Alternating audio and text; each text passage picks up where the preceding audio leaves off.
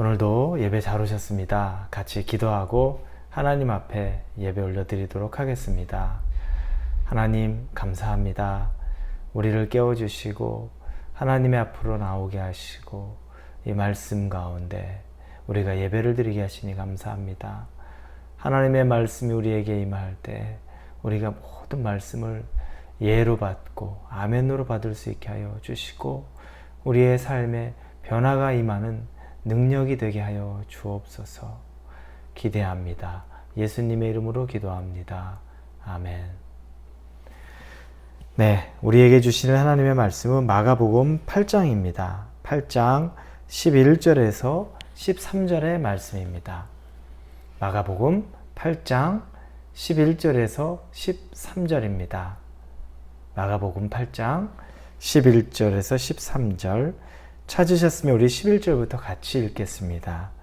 바리새인들이 나와서 예수를 힐난하며 그를 시험하여 하늘로부터 오는 표적을 구하거늘 예수께서 마음속으로 깊이 탄식하시며 이르시되 어찌하여 이 세대가 표적을 구하느냐 내가 진실로 너희에게 이르노니 이 세대에 표적을 주지 아니하리라 하시고 그들을 떠나 다시 배에 올라 건너편으로 가시니라.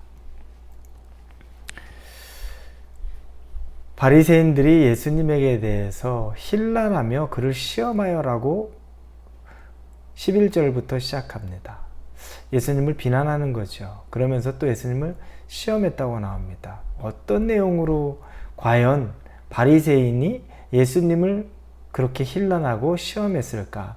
내용을 보니까 하늘로부터 오는 표적을 구하거늘 이렇게 말합니다.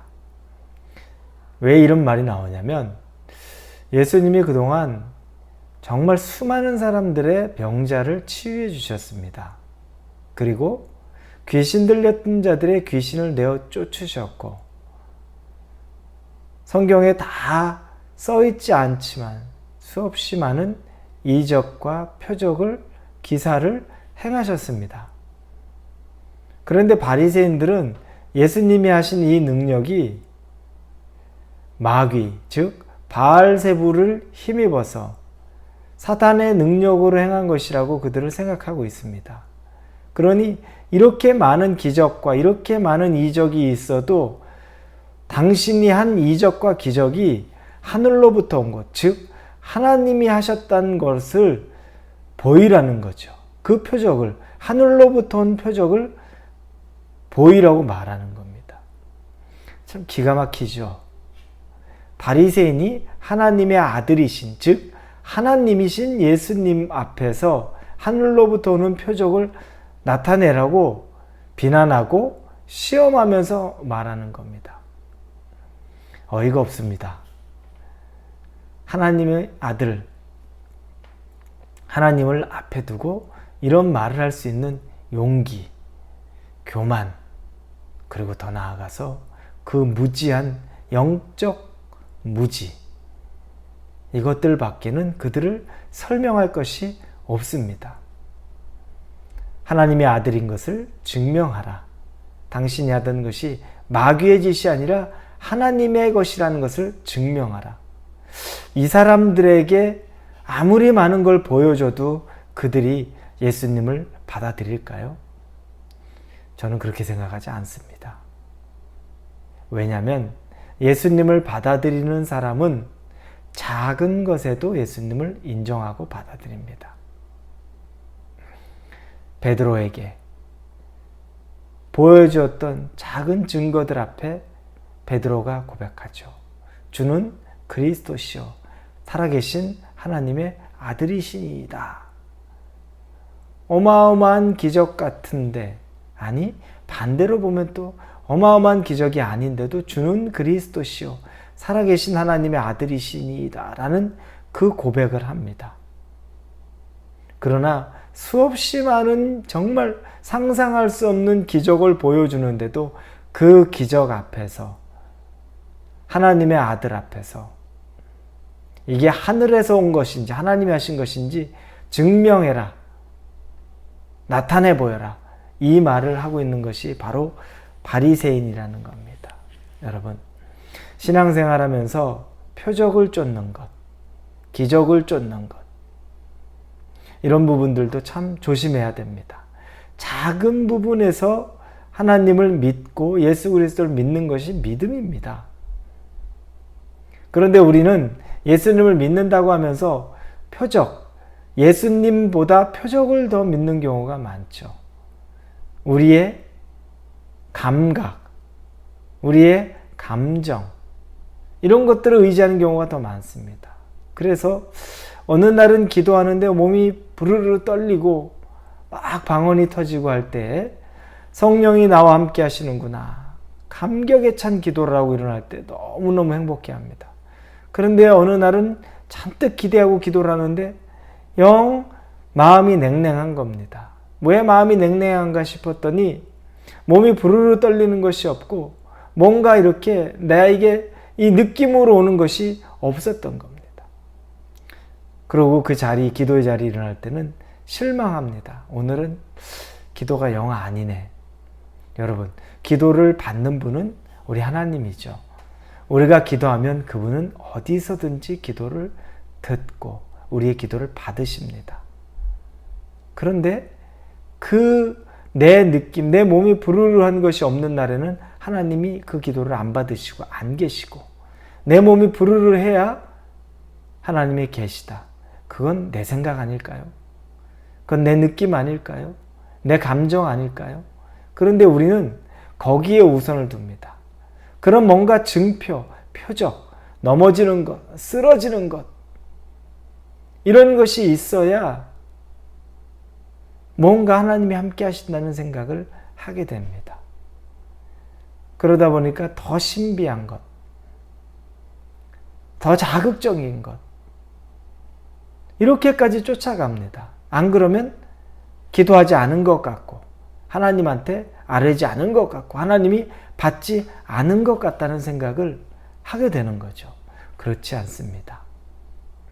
그래서 신앙은 표적을, 이적 그 자체를 구하는 게 아닙니다. 여러분, 진짜 표적이 뭡니까? 진짜 기적이 뭡니까? 저와 여러분이 예수님 믿은 겁니다. 이건 기적입니다. 반대로 여러분, 예수 그리스도께서 이 땅에 오셔서 바리새인 눈앞에 하나님의 아들이 보여졌는데 아무리 하나님이 아들이 눈앞에 보여줘도 안 믿으면 어쩔 수 없습니다. 받아들이지 않으면 어쩔 수 없습니다. 그것보다 더 큰 표적과 기적이 어디 있습니까? 하나님의 아들이 이 땅에 오셔서 그들의 눈앞에 나타났는데 그것보다 더 큰 표적을 뭘 더 찾겠습니까? 아무리 보여줘도 마음이 열리지 않으면, 그분을 받아들이려고 하지 않으면 소용이 없다는 겁니다. 그래서 예수님께서 그 표적을 구하는 자들에게 12절에 이야기하죠. 어찌하여 이 세대가 표적을 구하느냐? 내가 진실로 너희에게 이르노니 이 세대에게 표적을 주지 아니하리라. 아무리 보여줘도 내가 아무리 보여줘도 너희는 믿지 않고 받아들이지 않으니 난 더 이상 이 세대에 표적을 주지 아니하리라 말씀합니다. 아무리 보여줘도 믿지 않고 마음이 열리지 않는 자에게는 의미가 없다는 겁니다. 사랑하는 우리 성도 여러분, 주님이 우리에게 보여주신 아주 작은 증거, 간증에도 여러분이 믿음의 눈이 열려서 하나님의 일로 감사로 받으시기를 바랍니다. 그리고 주는 그리스도시요 살아계신 하나님의 아들이십니다 라는 그 고백이 삶의 곳곳에서 있기를 바랍니다. 그러나 아무리 증거를 보여줘도 이거 말고 왜 이거밖에 없나요? 라고 말하고 더 확실한 증거를 보여주세요.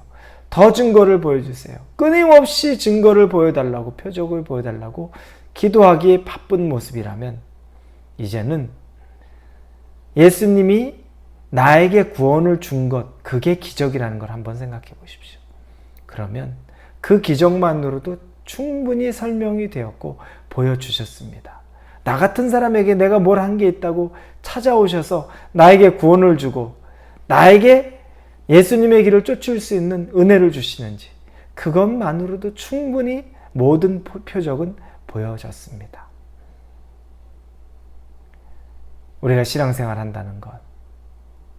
이 표적이 이제 보여졌다면 삶의 곳곳에서 하나님을 느끼시고 감사의 마음으로 그분을 받아들이시고 그리고 입술로 그분에게 사랑을 고백하십시오. 하나님이 기뻐하시고 우리 주님이 표적이 아니어도 세상 사람들을 막 끌어들일 만한 그런 대단한 증거가 아니어도 우리는 분명히 주님 안에서 날마다 기쁨과 평안이 넘쳐날 겁니다. 그리고 주는 그리스도시요 살아계신 하나님의 아들이십니다라는 그 고백이 끊임없이 일어날 것을 믿습니다. 우리 이 시간 같이 기도합니다. 하나님 감사합니다. 바리새인들은 예수님을 눈앞에 두고 하나님의 아들을 눈앞에 두고도 하늘에서 오는 표적을 보이라고 그 교만한 모습을 합니다. 세상에 믿지 않는 자들이 이렇습니다. 그들에게 아무리 많은 걸 보여줘도 믿지 않습니다. 그러면 믿는 우리는 그와 별반 차이가 있을까? 우리는 믿는다고 하면서도 이미 보여준 표적이 너무 강력한데도 불구하고 끊임없이 더 많은 것, 계속해서 그런 표적만을 쫓아갑니다.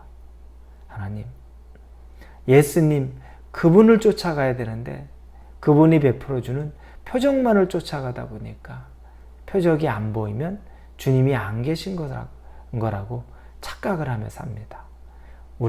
우리가 이런 우둔한 신앙생활 하지 않도록 우리를 인도하여 주옵소서. 예수님의 이름으로 기도합니다. 아멘.